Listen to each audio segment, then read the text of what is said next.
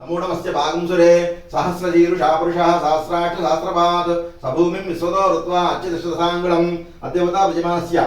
बुधग्रहमावाहयामि स्थापयामि पूजयामि सनिधापयामि नमस्करोमि नमस्कारं చేసుకోండి తర్వాత ఏమారు వస్తుంది గురువారం కాబట్టి గురుడే ఓం గురువారిష్టే సంప్రాప్తే గురు పూజాంచకారేత్ గురు ధ్యానం ప్రవక్ష్యామి యజమానస్య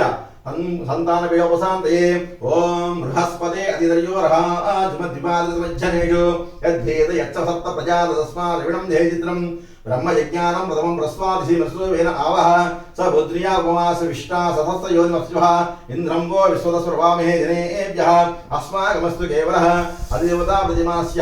బృహస్పతి గ్రహమావాహయామి స్థాపయామి పూజయామి సనిధాపయామి నమస్కరోమి నమస్కారం చేసుకోండి మళ్ళీ తీసుకోండి అమ్మా తర్వాత ఏ వారం శుక్రవారం అది వచ్చి శుక్రుడు ఇప్పుడు బృహస్పతి ఏమో దేవతలకి గురువు గారు ఆ శుక్రుడేమో రాక్షసుల గురువు గారు అయినా కానీ ఆయన రాక్షసుల గురువు గారు ఆయన కూడా దేవుడి యొక్క స్థానం ఇచ్చారు మేడం నమస్కారం ఎందుకంటే ఆయనకి మన నవగ్రహాలు ఏంటంటే మన జీవితానికి సంబంధించిన నవగ్రహాలు ఇప్పుడు నేను చెప్పిన వాటిలో ఎవరు ఫస్ట్ ఎవరు వచ్చారు సూర్యుడు వచ్చాడు సూర్యుడు ఏంటి తండ్రికి చూపించేది మేడం భావాలు తండ్రికి చూపిస్తాడు తర్వాత మనకి జనరల్ చెప్పేది ఏంటంటే ఇక్కడ పూజలు వచ్చేసరికలే మన ఆత్మపీడ అంట ఆత్మ అంటే మన బాధలు అంటే శరీరంలో ఉన్న బాధలు వాళ్ళకి సంబంధించిన ఆయన చూస్తారన్నమాట అంటే రోగాలు ఆరోగ్యం బాగుంటుంది ఆయన చూస్తారు మంచిగా ఉంటే మనకి సూర్యభగవాన్ మన జాతకంలో మంచిగా ఉంటే మన ఆరోగ్యం బాగుంటుంది ఆయన కనుక చెడు దృష్టి కానీ ఎవరికైనా చెడు దృష్టి కానీ లేకపోతే మన చెడు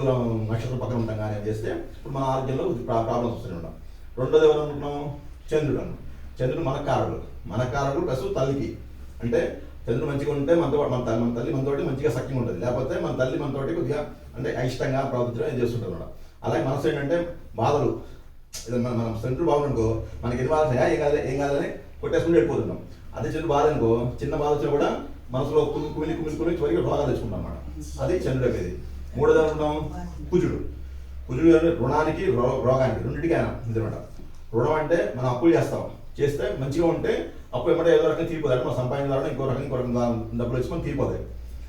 అది మంచిగా లేకపోతే ఆ అప్పులు అలా పెరుగుకుంటూ మనం తీర్చలేని పరిస్థితి వస్తుంది అన్నమాట దానివల్ల మనం ఇంకా ఇబ్బంది పడతాం అలా రోగాలు కూడా ఉంటాయి మంచిగా ఉంటే రోగం వచ్చినా కూడా చిన్న రోగాలు వచ్చినా కూడా తగ్గిపోతుంటాయి అదే బాగా ఇదిగా ఉన్నాను బాధలో ఉన్నాం మనం బాధలు పెట్టట్టు ఉన్నాను ఆయన అంటే మంచి ప్లేస్లో లేకుండా అంటే మొత్తం 12 స్థానాలు ఉంటాయి కదా కొన్ని స్థానాలు కొన్ని మంచిగా ఉంటాయి మంచి చూపులు ఉంటాయి కొన్ని మంచి చూపులు ఉంటాయి కూడా